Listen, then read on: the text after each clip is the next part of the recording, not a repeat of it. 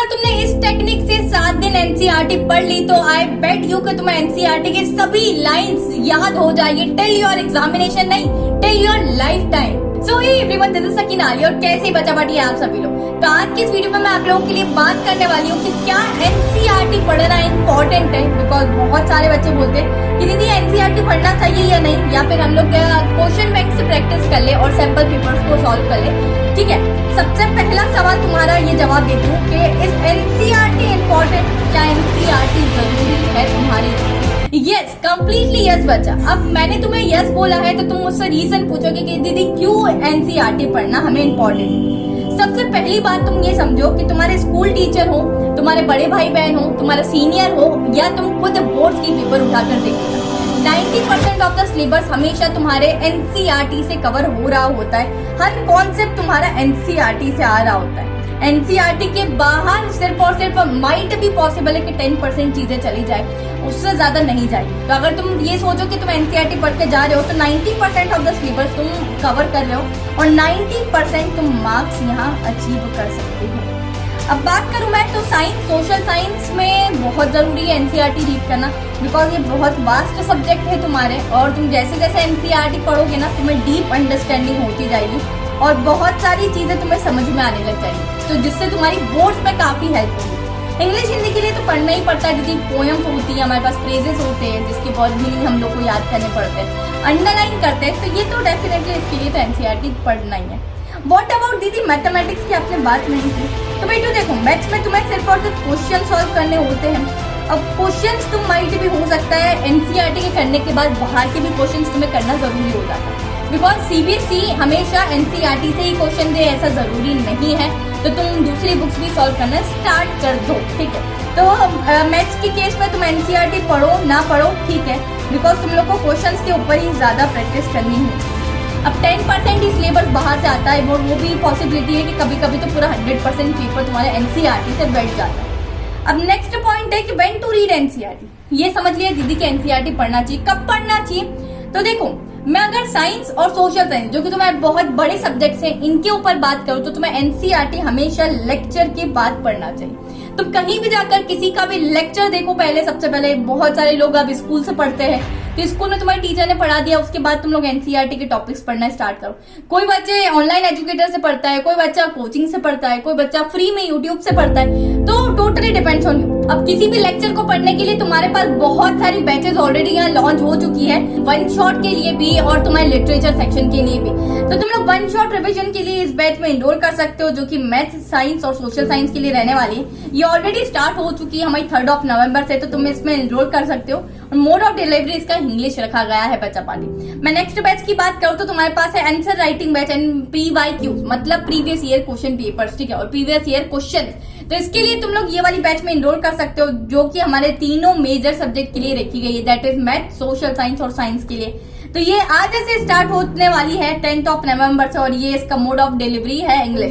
तो तुम लोग को सिर्फ और सिर्फ मेरा कोड यूज करना है सकीना, और तुम लोग बैच में एनरोल कर सकते हो। And the third one linguistic batch, जो कि हमारी लिटरेचर सेक्शन के लिए रखी गई है और राइटिंग स्किल के लिए। तो ये 17 नवंबर से स्टार्ट होने वाली है, तो तुम लोग अभी से भी जाके इसमें एनरोल कर सकते हो बच्चा पार्टी। इंग्लिश और हिंदी के लिए कॉमनली रखी गई है। और जो बच्चे प्लान कर रहे हैं अनअकैडमी के सब्सक्रिप्शन लेने का, तो it is right time for you peoples, because Unacademy तुम लोग के लिए लेकर आए 40% save. Now you save up to 40% on Unacademy subscription.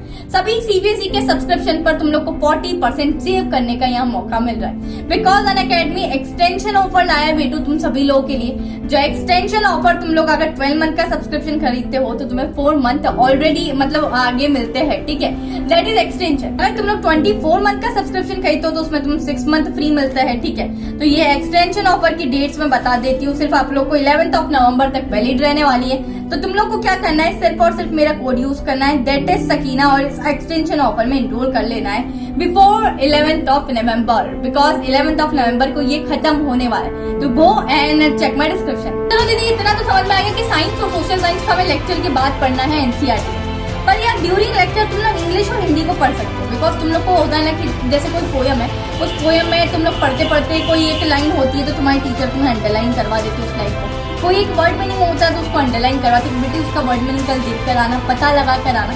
तो तुम ड्यूरिंग लेक्चर भी पढ़ सकते हो, मतलब लेक्चर के साथ साथ, क्योंकि तुम्हें और भी अच्छे से चीजें समझ में आने लग जाएगी। अब बात करते हैं पढ़ना कैसे दी।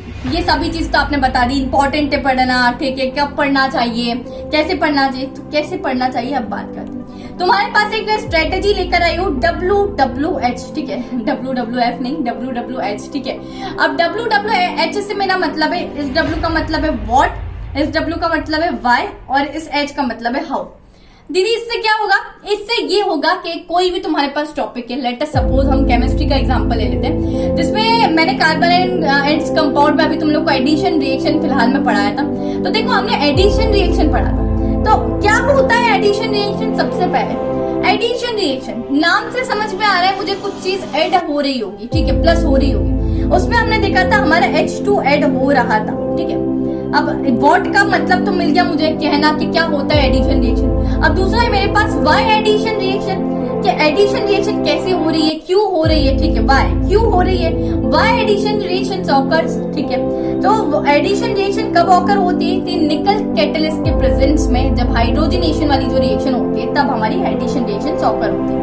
हाउ एडिशन रिएक्शन कैसे होती है, मतलब तुम लोग को रिएक्शन लिखकर बताना होगी कैसा होता है, क्या मतलब प्रोडक्ट तुम्हारा बनता है एट लास्ट। तो ये तुम लोग को अगर ये तीनों चीज के जवाब मिल जाते हैं तो यहाँ तुम्हारी नैया पार हो जाएगी बच्चा वाली, ठीक है। तो तुम लोग को किसी भी टॉपिक को पढ़ने से पहले WWH लगाना है, क्यों होता है, ठीक है, क्या होता है, क्यों होता है और कैसे होता है, व्हाट, व्हाई एंड हाउ। चलो मैं तुम लोग को एक चीज बताती हूँ कि तुम लोग ना क्या कर सकते हो, अपनी जो NCERT है उसको पढ़ते पढ़ते वहीं लिख सकते हो साइड में। अब बहुत सारे बच्चे मेरे जैसे बहुत ज्यादा सिंसियर होंगे कि दीदी यार NCERT पे लिख लेंगे तो बड़ा दुख होता है हम लोग को, है ना। मैं भी बहुत साफ सुथरी रखती थी अपनी बुक को। तुम क्या कर सकते हो, पेंसिल से लिख लो, ठीक है, क्योंकि तुम्हें अगर किसी फ्यूचर में किसी बच्चे को देनी हो तो वो भी पढ़ सकते। तो तुम लोग को क्या करना है, हाईलाइटर से कुछ चीजें हाईलाइट कर लेनी है, ठीक है, और पेंसिल से पास में लिख सकते हो। अब देखो कोई टॉपिक मानते हैं, how do acid and bases react with each other. अब तुम लोग को सबसे पहले इसमें एसिड और बेसिस होते क्या है ये पता है। व्हाट इज एसिड, यस दीदी मुझे एसिड पता है क्या होता है। व्हाट इज बेसिस, यहाँ दीदी मुझे बेसिस भी पता है, मैं इंट्रोडक्शन में पढ़ के आई थी, बेसिस क्या होते हैं वो भी पता है। अब ये एक दूसरे के साथ कैसे रिएक्ट कर रहे हो, ठीक है। अब इसमें यार मेरे पास तुम लोग को ये चीज तो पता ही है, ठीक है। अब एसिड और बेसिस तुम लोग को एग्जांपल भी पता होंगे कि एसिड की एग्जांपल होता है HCl HNO3।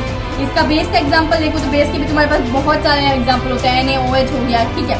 तो अब इन दोनों को रिएक्ट करवाना है, ठीक है। तो तुम क्या कर सकते हो, इसकी रिएक्शन पास में लिख सकते हो, ठीक है, कुछ भी लिख दिया NaOH प्लस HCl, ठीक है, इसको ऐसा एरो करा तुमने तो ये NaCl प्लस H2O यहाँ बन जाता है। इस टाइप से तुम्हें पेंसिल से साइड में लिख देना। अगर कोई फिजिक्स का मामला है तो फिजिक्स का फॉर्मूला तुम लोग को साइड में लिख देना है, उसकी ऐसा यूनिट साइड में लिख देनी है, ठीक है।